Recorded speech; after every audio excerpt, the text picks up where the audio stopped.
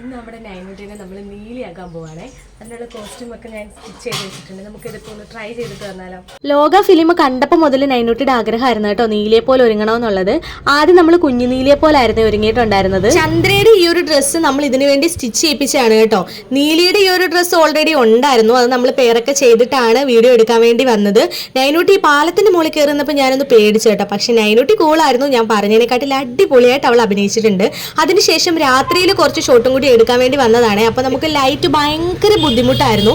പക്ഷെ ആ ഒരു സമയത്ത് നമ്മുടെ ചേട്ടൻ വന്നിട്ട് നമുക്ക് ബൈക്കിന്റെ ലൈറ്റ് ഒക്കെ തെളിയിച്ച് തന്നതുകൊണ്ട് നമ്മളത് ക്ലിയർ ആയിട്ട് എടുത്തിട്ടുണ്ടെന്നാണ് വിശ്വാസം.